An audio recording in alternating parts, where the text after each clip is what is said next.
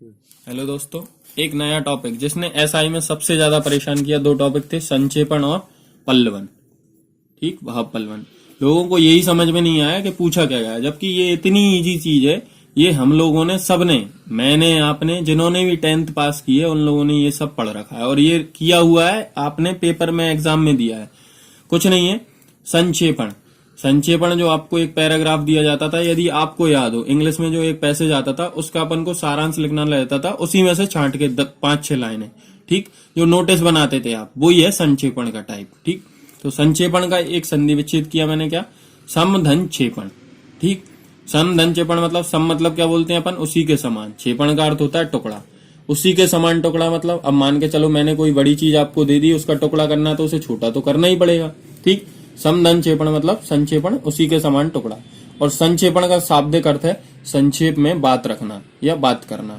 अब संक्षेप में कितने संक्षेप में, ये एक एक लाइन एमपीएसआई का क्वेश्चन है। ठीक, आप याद ध्यान से देखते जाएं इसे बस। संक्षेप में मतलब कितने संक्षेप में, 1/3 भाग। ठीक, 1/3 भाग से ज्यादा नहीं होना चाहिए। ठीक, 1/3 मतलब मैंने मान के चलो 9 वर्ड लिखे और उसका 1/3 भाग आपसे बोलूं। ठीक, 3, 1/3 ऐसे ही निकालते हैं आप भाग, तो 3 वर्ड। ठीक, मतलब यदि आपकी 30 लाइन है, उसका 1/3 आप निकालें, मतलब 10 लाइन में आपकी बात कंप्लीट होना चाहिए, वो होता है 1/3 भाग। पर अपन क्या करते थे 10th में, 2 लाइन इधर से कॉपी की, 2 लाइन उस ऊपर वाली लाइन से बीच का छोड़ दिया, ऐसा वैसा करके कुछ भी लिख देते थे। ठीक, पर वो गलत था। 1/3 भाग से ज्यादा नहीं होना चाहिए संक्षेपण में। ठीक, फिर वाक्य अब छोटा तो करेंगे अपन, पर उसमें क्या, वाक्य छोटे एवं सरल हो, शैली आडंबरहीन नहीं होना चाहिए। शैली मतलब होता है लिखने का तरीका। लिखने का तरीका मतलब आडंबरहीन, ऐसा नहीं कि आप कुछ भी ऊट पटांग अपनी तरफ से बोल रहे हैं ऐसा वैसा, क्योंकि आप छोटा करेंगे तो कुछ अपने शब्द भी यूज होंगे उसमें। ठीक, ऐसा नहीं कि एज इट इज कॉपी कर दिया और उसी का छोटा करने का बोलेगा, ऐसा गलत होता है जो अपन करते थे 10th में। संक्षेपण मतलब उसने कुछ बड़ी वाक्य दे दी, उसमें आपके विचार पूछेगा, आपको अपने हिसाब से एक पैरा को छोटे शब्दों में बनाना है, अपने शब्दों में, कि आप उस चीज से सहमत हैं और कुछ चीजें उसकी कॉपी करना है। ऐसा नहीं कि सब चीजें छोड़ना हो। ठीक, जैसे कि संक्षेपण के लिए तिथियां, आंकड़े, संज्ञाओं को यथावत बनाए रखना है। अब मान के चलो उसने बोला महात्मा गांधी का जन्म 2 अक्टूबर को 1869, जो भी डेट हो उसको हुआ है, तो ये जो तिथियां लिखी गई हैं इन्हें आपको बिल्कुल भी छेड़छाड़ नहीं करना है। ठीक, संज्ञा मतलब जिसकी बात चल रही है महात्मा गांधी, अब जब तक इनकी बोलोगे नहीं, ये लिख दिया आपने 2 अक्टूबर 1869 को जन्म हुआ, किसका, महात्मा गांधी है, तो ये भी लिखना जरूरी है। तो यही बोला उन्होंने, तिथि, आंकड़ों और संज्ञाओं को यथावत बनाए रखना चाहिए। ठीक, इनसे कोई छेड़छाड़ नहीं करोगे आप। ठीक, अब मान के चलो मैंने आपको पैराग्राफ दिया, तो उसमें क्या करना है आपको, सीधी, सरल, सहज, व्याकरण सम्मत भाषा प्रयुक्त हो। मतलब सीधी क्यों होना चाहिए, सिंपल।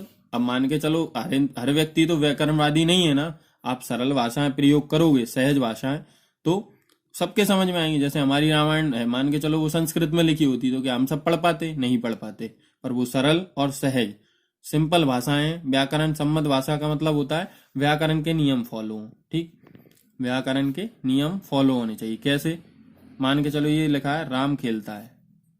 ठीक, इसमें देखो कर्ता क्रिया व्यवस्थित क्रम में जमे वाक्य, अब मैं ऐसे लिख दूं खेलता है राम, तो क्या ये व्याकरण का पालन हुआ, नहीं हुआ। तो वही बोला उन्होंने, व्याकरण सम्मत भाषा मतलब जो व्याकरण के समान हो, प्रयुक्त होना चाहिए और स्पष्ट होना चाहिए। स्पष्ट मतलब क्लियर होना चाहिए भाषा, आप जो समझा रहे हो सामने वाले को समझ में आए, और अपने शब्दों में हो। अब अपने शब्दों में तो बिल्कुल कहने का कोई मतलब ही नहीं है, अपन खुद कर रहे हैं तो कुछ अपने शब्द भी होंगे। ठीक, तो कहने का मतलब ये है कि उसकी कॉपी नहीं करना है पूरी, कुछ चीजें अपने शब्दों में भी होना चाहिए।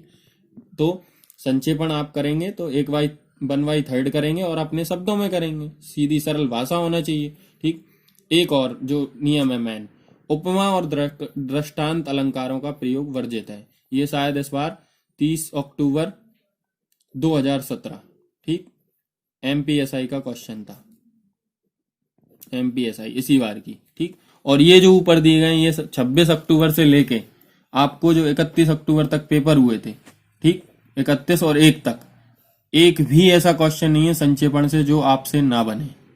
आप एक एक ओटी लगा के देख लें इस टॉपिक से। ठीक, इसमें और फालतू जो बकवास करने की कोई जरूरत नहीं, जो मेन टॉपिक्स थे, पॉइंट थे, वो मैंने समझा दिए। ठीक, तो आप जाकर देखें, पेपर लगाएं और इसके अलावा कुछ मिलता है तो आप कमेंट बॉक्स में डाल सकते हैं, जो क्वेश्चन आपसे ना बने। वैसे तो मैंने सारे क्वेश्चन कवर कर दिए, ठीक। तो आप जाकर देखें, एसआई का एक एक सेट उठाकर देखें 26 तारीख से, आपको पता चल जाएगा कि अपन ने क्या टॉपिक कवर किए हैं, क्या पॉइंट कवर किए हैं, ठीक। उससे आपका एक भी क्वेश्चन